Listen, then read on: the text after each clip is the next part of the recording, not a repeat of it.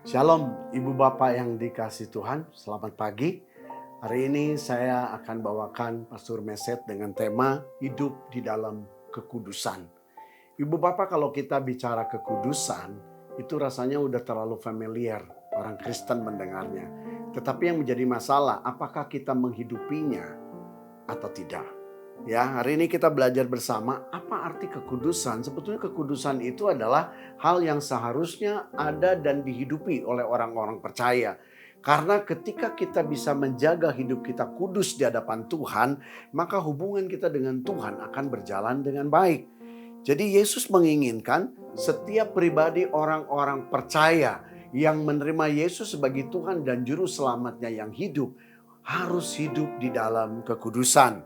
Nah, di dalam Efesus 1 ayat 4, firman Tuhan berkata begini, sebab di dalam Dia, Allah telah memilih kita sebelum dunia dijadikan, supaya kita, saudara dan saya, kudus dan tak bercacat di hadapannya. Jadi kalau kita mau belajar lebih dekat dengan Tuhan, mau gak mau kita harus jaga kekudusan. Apa yang kita jaga? Hubungan pribadi kita dengan Tuhan. Sepanjang saudara dan saya menghidupi kebenaran, saya percaya kita akan selalu bisa berkomunikasi dengan Tuhan. Ya, jadi mau tidak mau Ibu Bapak, hari-hari ini kita mengalami berbagai situasi, keadaan, ya, kadang-kadang menghimpit begitu berat hidup kita semua. Tapi Tuhan berbicara, engkau tidak boleh keluar dari kekudusan. Artinya bahwa apapun yang terjadi di dalam setiap kelingkaran kehidupan kita tidak boleh patah semangat dan akhirnya kita hidup di luar kekudusan atau melanggar firman dan kebenarannya. Nah, Ibu Bapak yang dikasih Tuhan, kenapa Tuhan mau hidup saudara dan saya kudus? Karena di dalam 1 Petrus 1 ayat 16 bicara begini, sebab ada tertulis, kuduslah kamu sebab aku kudus. Sekali lagi, sebab ada tertulis, kuduslah kamu sebab aku kudus. Jadi kalau Tuhan tekankan ini, maka sebetulnya kita cek urusan pribadi kita dengan Tuhan. Kalau hubungan kita tetap baik, saya percaya apapun masalahnya, kita mempertahankan untuk hidup benar di hadapan Tuhan. Sehingga kita tidak melanggar kekudusan. Dan saya percaya ada berkat Tuhan yang luar biasa yang kita dapatkan. Ya, untuk itu apa yang harus kita kerjakan? Saudara, mari kita punya keinginan. Ya, ada usaha untuk hidup di dalam kekudusan. Makanya Alkitab katakan kita harus kejar kekudusan. Dalam Ibrani 12 ayat 14. Firman Tuhan berkata begini. Berusahalah hidup damai dengan semua orang dan kejarlah kekudusan. Sebab tanpa kekudusan tidak seorang pun akan melihat Tuhan. Boro-boro dekat, boro-boro bisa hidup di dalam hadirat Tuhan. Melihat Tuhan saja enggak. Jadi apa yang saudara dan saya kerjakan? Usaha, punya kerinduan, haus akan hidup bersama dengan Tuhan. Sehingga dengan demikian kekudusan itu akan terjaga di dalam hidup kita semua. Nah, mungkin kita bertanya gini, di area mana sih kita harus kudus? Apakah di area pelayanan?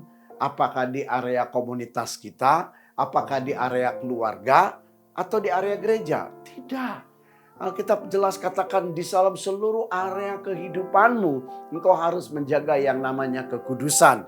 1 Petrus 1 ayat 15. Firman Tuhan berkata begini, tetapi hendaklah kamu menjadi kudus di dalam seluruh hidupmu. Sekali lagi, tetapi hendaklah kamu menjadi kudus di dalam seluruh, lihat, seluruh hidupmu. Sama seperti Dia yang kudus yang telah memanggil kamu. Ini artinya tidak ada celah sedikit pun untuk kita keluar dan melanggar kekudusan. Semua area hidup saudara, artinya perkataan, pikiran, hati, tindakan, kehidupan itu harus kudus di hadapan Tuhan. Nah, bagaimana caranya kita jaga kekudusan itu? Saya belajar dari Mazmur 15 ayat 1 sampai 2. Mazmur 15 ayat 1 sampai 2. Mazmur Daud. Tuhan, siapa yang boleh menumpang dalam kemahmu? Siapa yang boleh diam di gunungmu yang kudus? Lihat ayat selanjutnya. Yaitu Dia, satu, yang berlaku tidak bercela. 2, yang melakukan apa yang adil. 3, yang mengatakan kebenaran dengan segenap hatinya. Apa sih yang dikatakan yang berlaku tidak bercela? Di dalam Kamus Besar Bahasa Indonesia, cela adalah sesuatu yang menyebabkan kurang sempurna, ya. Kemudian juga cacat, aib atau noda. Dan ini bisa terjadi dalam kelakuan-kelakuan karakter atau sifat kehidupan manusiawi kita. Jadi Alkitab kan jelas berkata, iblis berkeliling di dalam kehidupan orang-orang percaya selama dia tidak menemukan celah. Dan itu bisa celah juga. Dia tidak akan bisa masuk menyerang kehidupan ibu bapa. Apa itu celah? Dikatakan bahwa celah itu satu perbuatan yang melanggar firman Tuhan. Satu perbuatan yang tidak menjaga kekudusan. Maka iblis pasti menyerang hidup kita semua. Yang kedua, itu yang melakukan apa yang adil. Ingat, keadilan harus dibangun dimulai dari diri kita. Berapa banyak kita nuntut orang lain harus adil. Bos kita harus adil, pimpinan kita harus adil, pasangan kita harus adil, anak-anak harus adil. Padahal keadilan harus dimulai dari diri kita. Di rumah tangga kita punya anak, mari lihat. Kita punya anak 2, punya anak 3. Berapa banyak kita tidak adil dalam mendidik anak. Seringkali kita lebih menyayangi yang bungsu karena dia cakep, karena dia pandai. Kita kurang menyayangi yang sulung karena dia nakal, karena dia kurang pandai.